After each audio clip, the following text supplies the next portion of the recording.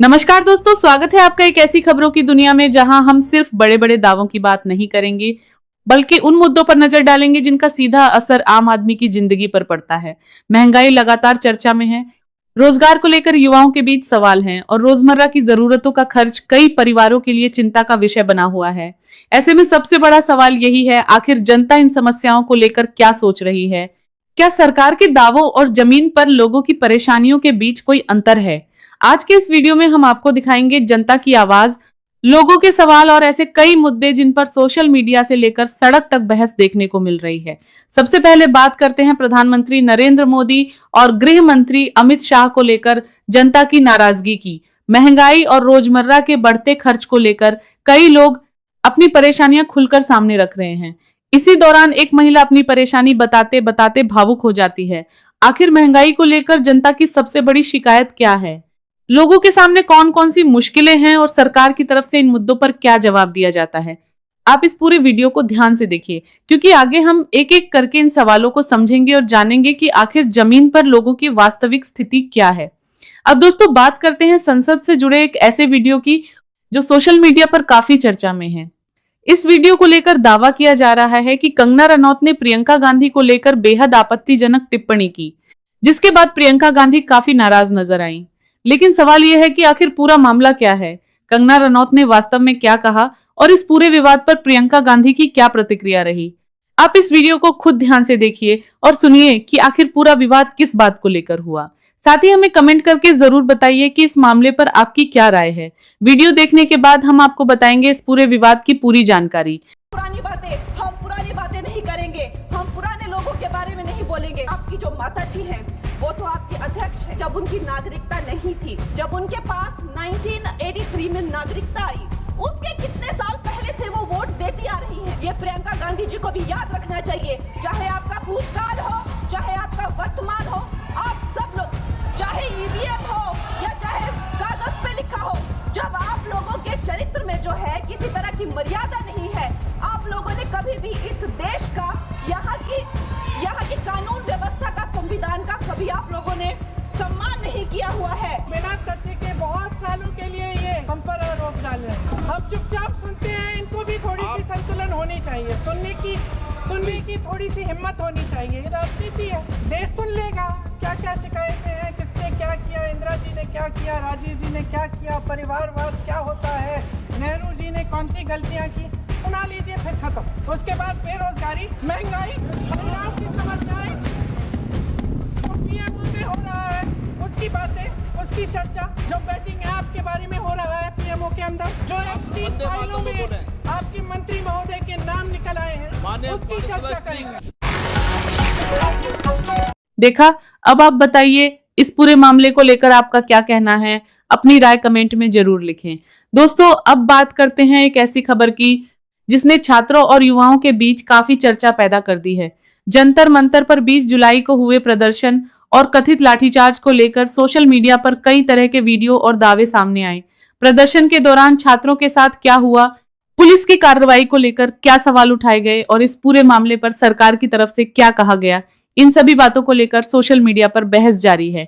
इसी बीच प्रधानमंत्री नरेंद्र मोदी के सोशल मीडिया अकाउंट से सामने आए एक वीडियो को लेकर भी लोगों के बीच अलग अलग प्रतिक्रियाएं देखने को मिली।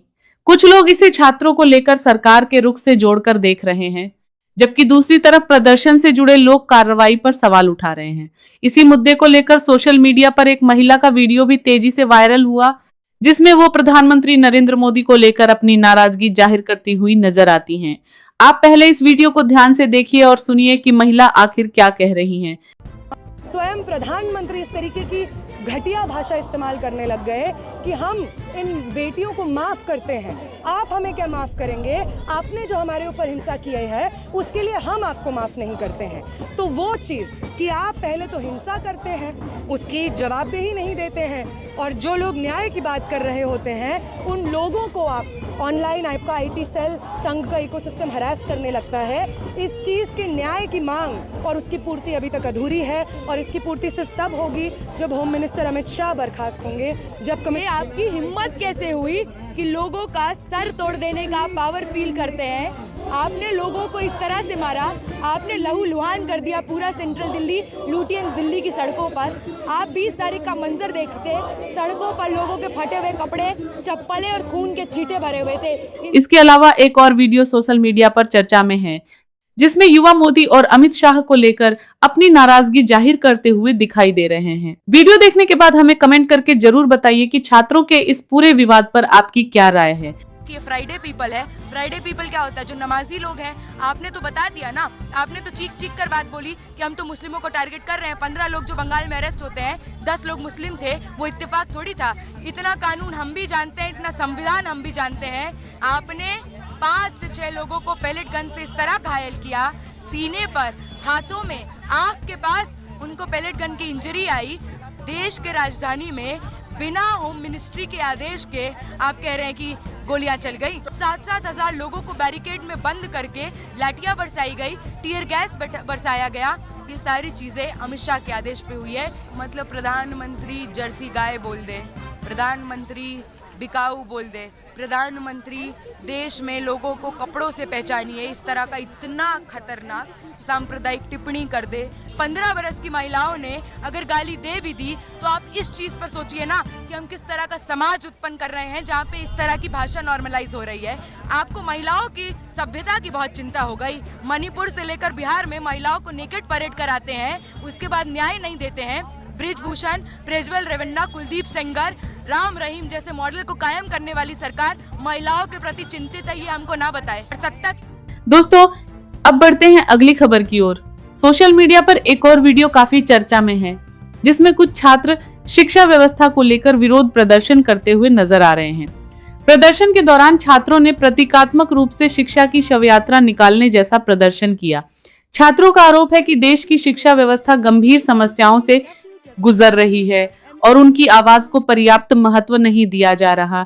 लेकिन सवाल यह है कि आखिर छात्र इस तरह का प्रदर्शन करने के लिए मजबूर क्यों हुए, उनकी प्रमुख मांगें क्या हैं और शिक्षा व्यवस्था को लेकर उनकी सबसे बड़ी शिकायत क्या है। आप पहले इस वीडियो को ध्यान से देखिए और फिर हम आगे इस पूरे मुद्दे को समझेंगे। वीडियो देखने के बाद कमेंट में जरूर बताइए कि शिक्षा व्यवस्था को लेकर आपकी क्या राय है।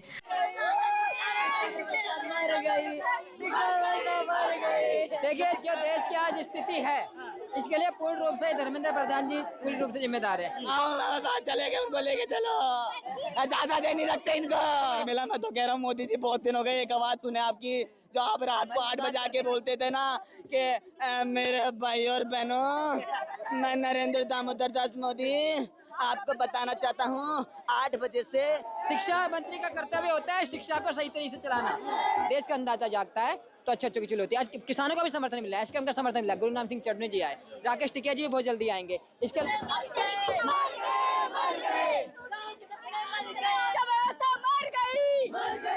क्या कहे, आंसू बह रहे हैं। अभी तो विश्व गुरु बनना था, अभी कहाँ चले गए आप। 13वीं यहाँ पर मना रहे हैं और शव, जो शिक्षा व्यवस्था का शव है उसको लेकर के कंधा दे रहे हैं। आप कंधा दे रहे हैं।